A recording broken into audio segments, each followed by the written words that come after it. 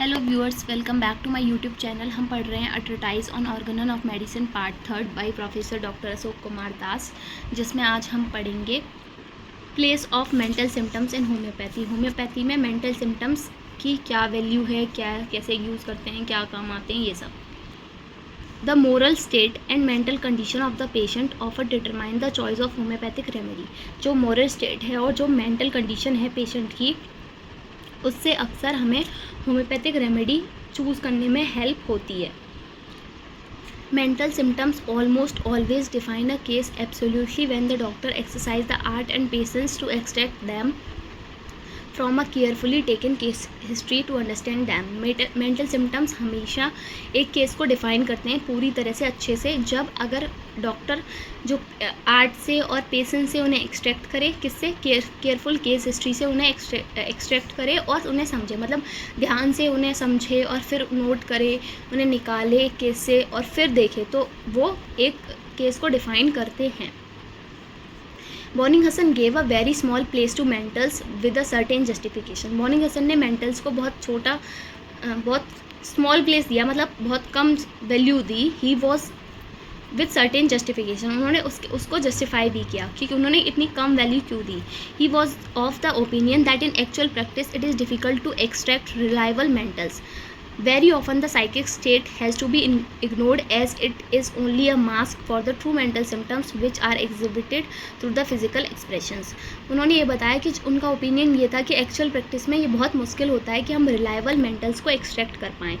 जो बहुत ऑफनली क्या होता है, जो साइकिक स्टेट होती है उसको इग्नोर कर दिया जाता है, क्योंकि वो क्या है, जो ट्रू मेंटल सिम्टम्स है उनका सिर्फ एक मास्क है जिसको एग्जिबिट करा जाता है, किससे, फिजिकल एक्सप्रेशन से। Borning did not underrate the mentals but he felt that it was not practically possible.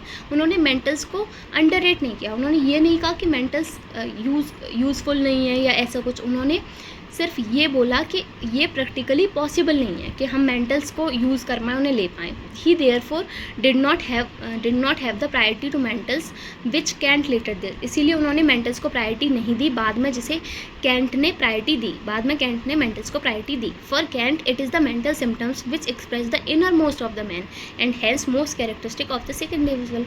Cantt ने क्या कहा, उन्होंने कहा कि मेंटल सिम्टम्स ही हैं जो इनर मोस्ट ऑफ मैन, मतलब मैन को अंदरूनी, जो अंदर मैन के अंदर जो चल रहा है उसे दर्शाते हैं, और मोस्ट कैरेक्टरिस्टिक है किसकी, सिक इंडिविजुअल की। The mind is a subjective as well as objective index. जो माइंड क्या है, सब्जेक्टिव और उसके ऑब्जेक्टिव इंडेक्स से है, जो रिवील करता है, which reveals the vice and rules the whole case.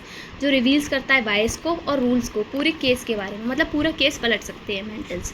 Mental symptoms are truly generals of the patient. Mental symptoms क्या है, जनरल्स हैं पेशेंट के, truly generals, but can be common as well as uncommon. ये common भी हो सकते हैं, uncommon भी हो सकते हैं। अनकॉमन यानी कि characteristic. It is not always that the mentals are given precedence because in certain mental diseases the apparently characteristic mental symptoms are merely common symptoms of the disease.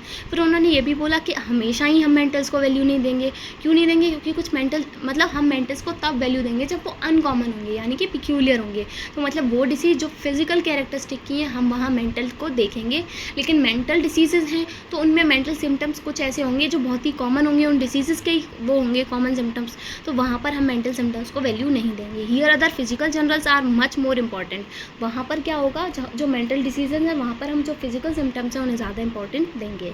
The mental symptoms in the hysteric are not usually reliable. जो mental symptoms हैं hysteric cases में वो reliable नहीं है, मतलब हम उन पर भरोसा नहीं कर सकते, हम उन्हें यूज़ नहीं कर सकते। Usually the earliest mental manifestation are decidedly the most important of all the symptoms. जो अर्लीस्ट मेंटल मैनिफेस्टेशन होते हैं वो इंपॉर्टेंट होते हैं। If we have the acumen to detect this very early, we will discover that the later mental phenomena are simply variations. अगर हम देख पाएँ तो क्या होता है, जो अर्ली वाले होते हैं वो तो इंपॉर्टेंट होते हैं, लेकिन जो बाद में मेंटल फिनोमेना आ रहे हैं वो उसके वेरिएशंस ही होते हैं।